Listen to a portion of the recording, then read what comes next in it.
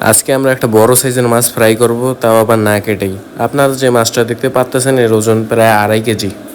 এই মাছটা ফ্রাই করার জন্য গতকালকে নিয়ে এসে ফ্রিজে রাখছিলাম, তাই এমন শক্ত দেখাচ্ছে। তো ফ্রাই করার জন্য প্রথমত আমাদের মাছটাকে ভালো করে ধুয়ে নিতে হবে এবং অনেক ভালো করে বাছতে হবে, যাতে এর পূর্ণাঙ্গ স্বাদটা এর থেকে পাওয়া যায়। দেখতেই পাচ্ছেন আমরা মাছটাকে ভালো করে বেছে ধুয়ে নিয়েছি। এখন মশলা মাখানোর পালা, কিন্তু মশলা মাখানোর আগে মাছের উপরটা ভালোভাবে কেটে নিতে হবে, যাতে ভিতরে মশলাগুলো ঢোকে। আমি যেভাবে কাটতেছি আপনারাও ঠিক সেভাবেই কাটবেন, তাহলে ভিতরে ভালোভাবে ঢুকতে পারবে। আর আপনারা যদি না কেটেই মশলা মাখিয়ে ভাজতে দেন, তাহলে মাছটা কাঁচা কাঁচা লাগবে, ফলে ভালো লাগার পরিবর্তে আপনার রুচিটাই উঠে যাবে। তাই বড় মাছ ভাজার পূর্বে এই বিষয়গুলো অবশ্যই আপনাদেরকে মাথায় রাখতে হবে। আমার মাছ কাটা প্রায় হয়ে গেছে, এখন আমি মশলা মাখাবো। দেখেন আমি কিভাবে মশলা মাখাই, ঠিক এভাবেই মাখাবেন, তাহলে আপনারা ভালোভাবে ভাজতে পারবেন। প্রথমে দিতে হবে লবণ, আর যাই দেন না কেন লবণটা ভালোভাবেই দিতে হবে, না হলে একটুও খেতে পারবেন না। লবণ কাটা জায়গাগুলোর ভিতর ভালোভাবে ঢুকিয়ে দিবেন। কাটা গায়ে নুনের সেটা দেওয়ার পর এখন দিতে হবে হলুদ। হলুদ ভালোভাবে মাখিয়ে নিতে হবে, বিশেষ করে মাথার যে ফাঁকা জায়গাগুলো আছে ওইখানে হলুদ ভালোভাবে ঢুকিয়ে দিবেন, না হলে ভেতরটা কাঁচাই থেকে যাবে আর একটুও ভালো লাগবে না। এক সাইডে প্রায় মাখানো শেষ, এখন উল্টিয়ে আর এক সাইডে মাখাতে হবে। লবণ হলুদ মাখানোর কাজ শেষ। আমার যেহেতু ঝাল পছন্দ তাই মরিচের গুঁড়া দিব। আপনারা চাইলে দিতে পারেন, আবার নাও দিতে পারেন, তাতে কোনো সমস্যা নেই। মরিচ মাখানো হয়ে গেলে এভাবেই কিছুক্ষণ রেখে দিব। আমার হাতে যে কড়াইটা দেখতে পাচ্ছেন আমি এটাতেই মূলত ফ্রাই করব।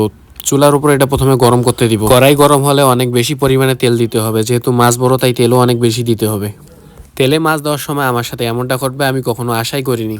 আমার মামা আমাকে ভিডিও করে দিচ্ছিল, কিন্তু মাছ যখন কড়াইতে দেই তখন দেখেন কি হয়। 1 2 3 গো। ওইভাবে না, সাইড দিয়ে দাও। আস্তে আস্তে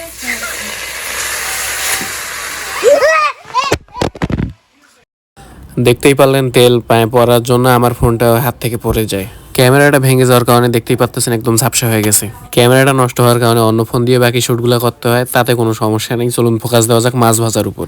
মাছটা তো দেখতে অনেক সুন্দর লাগতেছে, কিন্তু খেতে কিরকম হবে সেটা জানি না। আমার আসল ভয় ছিল এটা ঘুরিয়ে দেওয়া নিয়ে। আমার ঘুরাইতে ভয় লাগতেছিল জন্য আমার আপুকে বলি ঘুরাইতে, দেখেন কিভাবে ঘুরাচ্ছিল।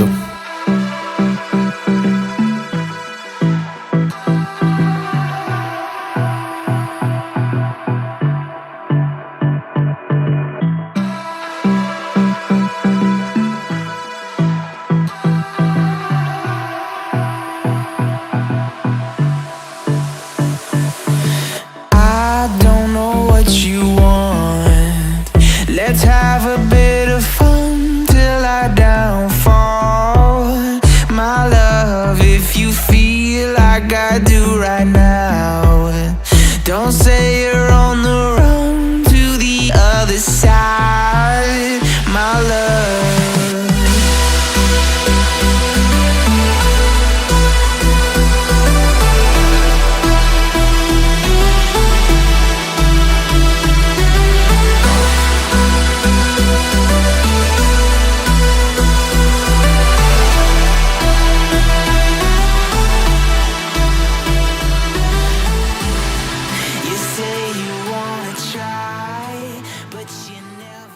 ভাজার কাজ শেষ, এখন তোলার পালা। খেয়ে দেখা যাক কেমন টেস্ট হয় এটার। অবশেষে রেডি হয়ে গেল আমাদের সেই কুখ্যাত ফিশ ফ্রাই। এখন খাওয়ার পালা, দেখা যাক কেমন লাগে। দেখতে তো অনেক সুন্দরই লাগতেছে, বাট খাইতে বা কেমন হবে। খেয়ে দেখলাম টেস্টটা মোটামুটি ভালোই আছে, অতটা খারাপ হয়নি। প্রথমে ভাবছিলাম টেস্টটা অতটা ভালো হবে না, কিন্তু খাওয়ার পর দেখি ভালোই হয়েছে। আপনারা চাইলে বানিয়ে খেতে পারেন। আর দেখা হবে নতুন কোনো ভিডিওতে। চ্যানেলে নতুন হয়ে থাকলে অবশ্যই সাবস্ক্রাইব করে দিবেন।